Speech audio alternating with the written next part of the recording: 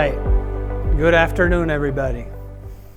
So, thank you. Let's try that one more time. Good afternoon, everybody. Good afternoon. Thank you. You know, I generally get put right after lunch. This time, at least, it wasn't right after lunch. Those tortellinis were really good. So if you load it up with pasta, I'm sure I'll put you to sleep.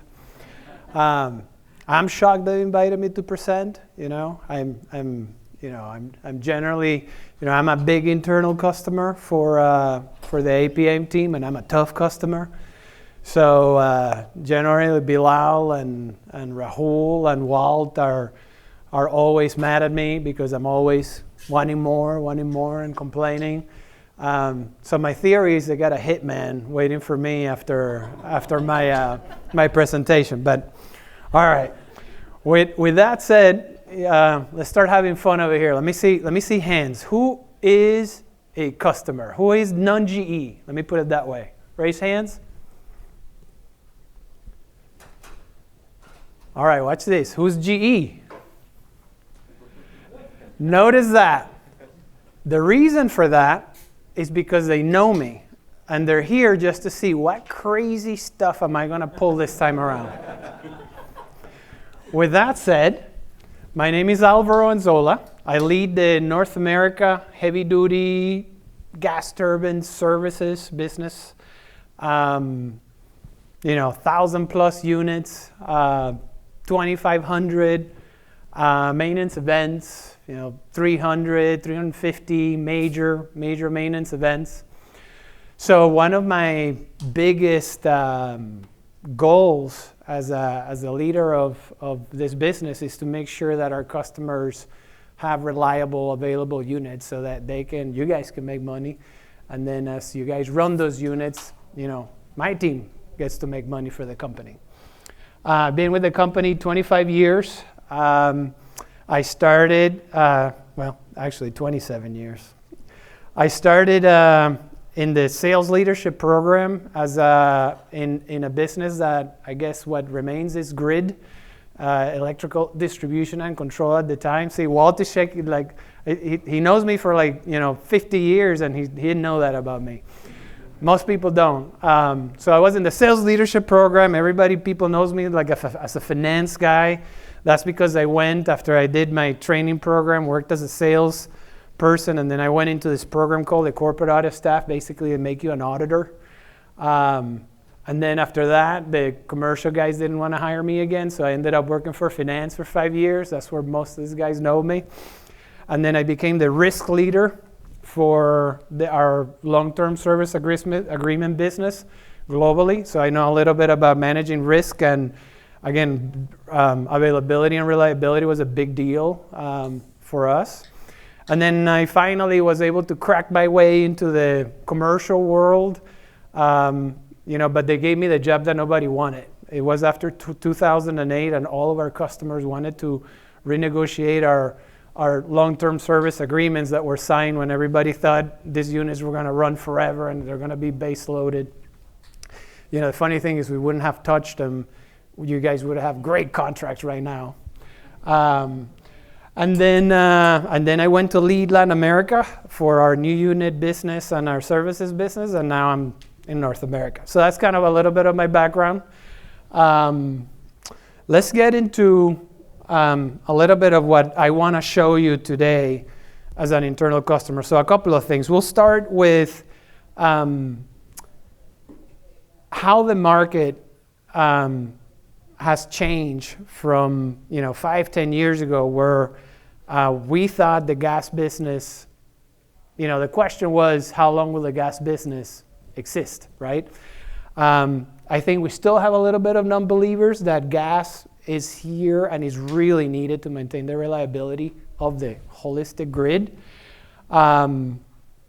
If there's non-believers here, I'll make you believe with this slide here. Then I'll talk a little bit about, in our view, how APM is really helping me drive RAM into our fleet.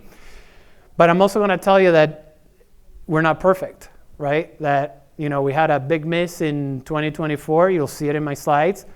But what that turns is we're quick learners, right? And that turns into a win in many parts of the fleet really quickly. So that's kind of the advantage of being the OEM and having this team really learn from our mistakes and fix quickly. And then I'll give you a little bit of the secret sauce that we do as a team to make sure that we're as effective as we could be.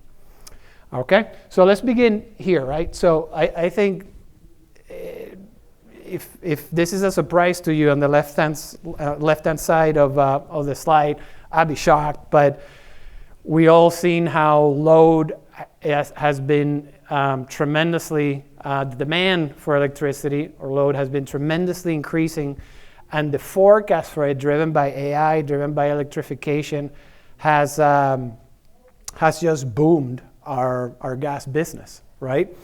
And at the same time, the lack of investment in dispatchable power has created big issues within the North American ISOs, so the balancing entities, where you can see on the red line how the reserve margins have quickly declined. So we're in a situation where we have to recuperate. A lot of the ISOs are putting a lot of pressure on our customers to put dispatchable power on the ground. Now you can argue a little bit, right? There's a big debate of, we're double dipping on the AI load. My personal view, and I got some of my team members here, they've been hearing me for the last 5 years that this is a physics and a math problem. And the physics and the math problem with all the electrification that we were doing with the migration of a lot of the industry in the West Coast where the power is very expensive into the southeast of the United States was going to cause a problem for our customers, right? And that's exactly what we're seeing today. So even if the AI load or the hyperscalers are driving a double dip in this load forecast, there's plenty of demand to go around. So I don't see that as a problem for our industry. And then on your right-hand side, you'll see one of our friendliest ISOs towards gas, right? Which is the state of California. They're really friendly towards gas. They love us, but they can't get rid of us, right? I'm being sarcastic, by the way. So if you take a look at their dependency on gas, right, at the peak hour, it almost hits about 60%, right? So on a state that you don't want to have dispatchable power, your reliance on it to keep the lights on is pretty high. So that kind of sets the stage that, again, what we're going to talk about today is, given the fact that reserve margins are going down, this demand for the load is going up, and the ISOs have to keep the lights on, why availability and reliability is so important. All right. So is M&D plus, APM with smart signal, whatever you want to call it, is it real? I believe it is, right? I'm a data-driven guy. And this is a data-driven slide. And what you guys are seeing here is at the top of the page is it's the availability of our H fleet, right? So we're using the H fleet because it's still in its infancy. It's still having a lot of reliability issues, right? So these tools come into place to help us manage through that. Just like we did the 7F in the early 2000s. When we were launching the 7F, and take all those lessons learned, 20 years of lessons learned doing M&D, understanding what to monitor during the infancy of this power plants, and how to use all those lessons learned to lift availability for our fleet, right? So if you look at that all in, we're about, I'm going to average it out to about 92% availability. And then what you see at the bottom of the page is on your left-hand side, the non-APM fleet. And on the right-hand side, the APM fleet. Probably a little bit small on the numbers, but if I tell you the numbers on both sides, You can average out the non-APM units at 91, 92%. On the APM side, you're 3 to 4 percentage points above that, right? So you can start seeing in the data, okay, this really works, right? Or we're extremely lucky, one of the two. Now, this is where I'm going to tell you the story that we don't have it all figured out yet, right? We're still learning. And you can see that big dip in 2022. I actually said 2023 before. It's still recent in my memory. But that's one event. That's one event that happened within our fleet in North America. There was a thrust bearing failure. What happened was that when the bearing failed, we had axial movement in the rotor. The last stage of the compressor hit an inner casing in one of the H units, and that was a lot of melded metal after that. So you guys know in today's lead times, inner casing was going to be about 12 months to be able to manufacture, and that was a lot of downtime. Now, I don't think I have 30 minutes of discussion here, but I'll tell you a complementary story to this, which I think, again, is the value of doing business with GE and how creative we can get. So the story here is that it was going to be at least 12 months down, but one of our sourcing engineers had a very creative idea in Asia of leveraging a supplier that could 3D print the inner casing. That was like super coolest thing ever. I mean, you imagine this gigantic casing being 3D printed. So what we did is we ran both solutions in parallel, the normal cast and the 3D print, because it was a first of a kind. We weren't going to rely on the 3D print and not put the order on the casted casing. Well, it ended up that it worked, right? We 3D printed that inner casing, and we had the customer up and running in 5 months before we had predicted. So while it was a tough wreck, there was some goodness that came out of that. Not only from that standpoint, but also from the fact that we quickly learned out of this. And one of my examples that I'll touch upon is us creating a safe on another unit for another customer, avoiding the same event, right? So big win there. Quick learning. So then, how do we do this? What's the secret sauce? How does my team interact with the M&D Plus team? This is like engineering person's dream. These are all the gadgets that come with the M&D Plus, and I can spend half an hour to that and have fun with it. But I really want to talk about 3 things, right? The first thing is really the number of assets that we track, right? And how many algorithms do we have to predict early failures, right? The way I like to call it is that with M&D Plus, we're looking at things before you ever get close to alarm, right? That's the big win, right? So that's key ingredient number 1. Key ingredient number 2 is that with M&D Plus, we got this bi-weekly rhythm with the experts, with the engineers that are looking at all this data, right, and are helping us make decisions that are going to lead to what I call I'll use a baseball analogy, since we're here at the, Houston Astros aren't they world champions? I think they're the world champions.